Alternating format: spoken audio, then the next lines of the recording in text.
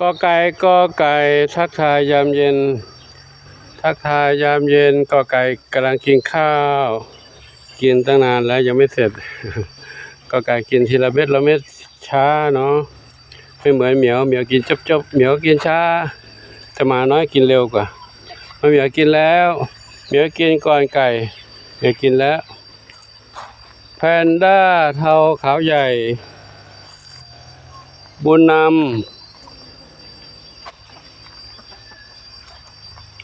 หนุ่มรอดำขาวส้มอ่อนซับทวีกินแล้วก็มาพักผ่อนหย่อนใจกันซับทวีส้มขาวเล็กตรงนี้หลวงปู่เก็บหญ้าออกเรียบร้อยแล้วแมวให้กำลังใจโล่งเลยเดี๋ยวก็กินข้าวแล้วทีนี้กิ่งไม้นี่ห้อยลงมาเดี๋ยวว่าจะเอาเวลาตัดก่อนเนาะเอาลงให้มันโล่งๆนิดนึงนี่น้องอะไรลูกโชคทวีทรัพย์ก็แต่งเนื้อแต่งตัวแล้วกินข้าวแล้วโชคทวีทรัพย์นี่น้องสีลูกสี่ สีลูกสี่อยู่นี่สีลูกสี่นั่งเล่นกันนั่งรับลมหลังอาหารเย็นแล้วอาจจะเห็นไม่ครบไปทางไหนก่อนแล้วใครกินก่อนเสร็จก่อนก็ไปหาที่หลบที่นั่งเล่นกันแล้วกูไปดูน้องเล็กในบ้านก่อนนะตรงนี้ก็มีอยู่นั่งนี่มีนั่งอยู่ทางนี้กันก็มีนี่ใครแพนด้าหนวดอยู่ตรงนี้ไม่ไปเหรอไม่ออกเล่นข้างนอกเหรอแพนด้าหนวดนอนตรงนี้แพนด้าหนวดทางนี้ของเหมียวเนี่ยศรีสุดาจินตลาช่อพกาก็แต่งตัวแล้ว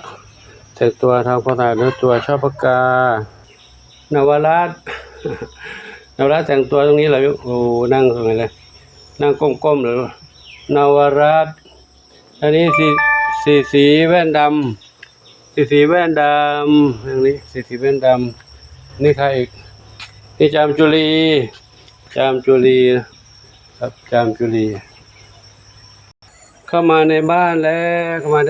วน้องปุยฝ้ายกับน้ำเพชรพักผ่อนแล้วลูกน้ำเพชรพักผ่อนแล้วน้องขวัญจิตพักผ่อนอยู่ข้างบนนี้ขวัญจิตชวนฝันใหญ่อยู่นี่นะมาน้อยนอนได้ลูกน้องสุพรรณษามีสุขกินอาหารหมดไหมไม่หมดนะเฮงอยู่นี่เฮง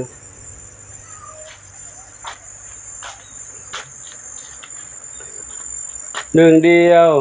เจดีกินอาหารไม่หมดนะเดียวเจดีส้มอันนี้อะไรทองอ่อนนี่ใครลูกมนชัยอยู่นี่มนชัยหนึ่งอนง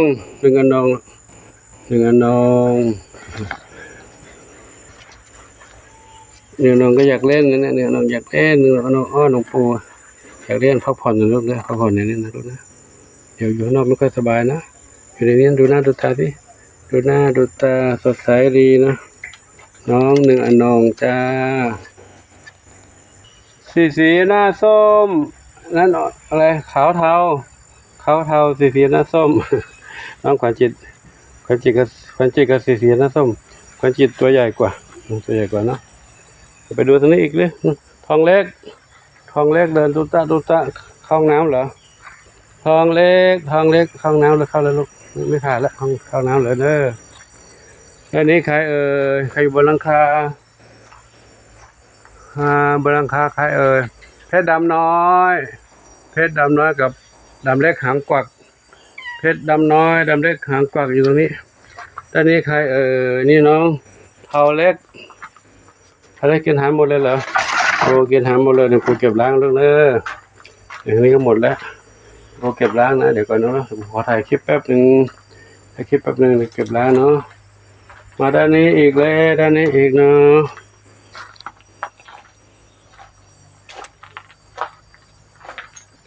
มาด้านนี้มาดวงฤดีดวงฤดีมันนี่ขอดูหน่อยสิขอดูหน่อยที่ดูท้องหน่อยดวงฤดีนั่งลงก่อนดวงฤดีแข็งแรงแล้วเนาะแข็งแรงแล้วเดี๋ยวพรุ่งนี้ก่อนนะพรุ่งนี้เขาเอาปล่อยออกไปเดินเล่นเรื่อยๆพรุ่งนี้ปล่อยมาเดินเล่นนะตอนนี้อยู่ในนี้ไปก่อนแล้วเนาะพรุ่งนี้ออกมาเดินเล่นเนาะเจ้าดวงฤดีแข็งแรงนะทำมันแล้วแผลแห้งดีแล้วเนาะแผลแห้งดีแล้วตอนนี้ฝนมันยังตกอยู่นะลูกนะฝนยังตกอยู่เดี๋ยวเขาเอาไปนอกมันจะเปียกเนาะอยู่ในนี้ก่อนเนอะมาด้านนี้น้องดอกไม้มะลิกับชบาค่ำแล้วนอนแล้วนะผมไปกวนละมะลิกับชบาด้านนู้นก็พิกุลกับกุหลาบอยู่ไหนครับแอบนี่แล้วพิกุลกับกุหลาบบุญสมเป็นไงแล้วสมก็ไม่เป็นไรแล้วนะแข็งแรงแล้วที่แรกผอมแห้งเป็นโรคอะไรไม่รู้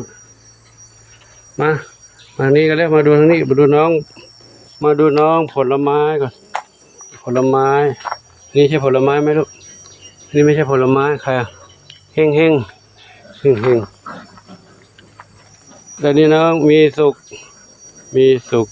มาดูด้านนี้น้องผลไม้ทั้งห้าเนาะผลไม้ทั้งห้าอยู่ตรงนี้มีใครบ้างว่าแอบหมดแล้วโอ้กินอาหารเก่งหมดแล้วปูให้ใหม่เนาะน้องน้อยนาพุทรามังคุดละมุดลำไยอยู่นี่พุทราอยู่นี่พุทราเท้าขาวพุทราลายเท้าขาวพุทรานี่น้อยนาอันนู้นมังคุดอันนั้นละมุดนั่นลำไยพุทรามังคุดละมุดลำไยน้อยหนาพุทรามังคุดละมุดลำไยเดี๋ยวพวกเอาอาหารเสริมให้แม่นะลูกเนอะแล้วแม่เมียขึ้นหลังคากันหมดแล้วเมียขึ้นหลังคาเขาพักผ่อนบนหลังคาแล้วช่วงเย็นนี้เมื่อฝนไม่ตกเนาะอากาศเย็นสบายฝนหยุดตกแล้วน้องขวัญจิตลงมาเล่นตรงนี้เหรอขวัญจิตมานี่น้องบนนี้ใครขึ้นนอนบนเวทีเฮงหนึ่งเดียวแข็งแรงกันดีเนาะสีแว่น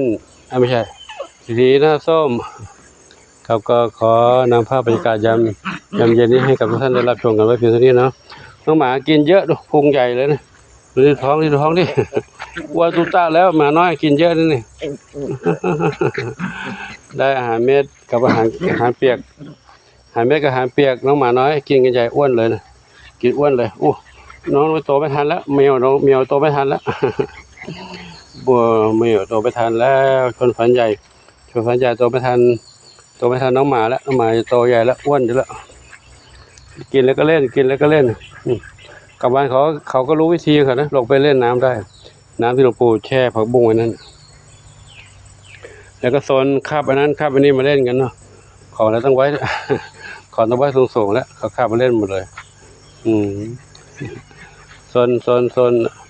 การบัวขอนำภาพนี้ให้กับทุกท่านรับชมไว้เพียงเท่านี้ก่อนเนาะขอโมทนาสาธุขอหน่วยพอให้ทุกคนได้พบความสุขความเจริญมีความสุขกายสุขใจปรารถนาที่ใดขอได้ทั้งความมุ่งมั่นปรารถนาทั่วกันทุกคนทุกท่านเถิดสาธุอายุวันโนสุขังพระลัง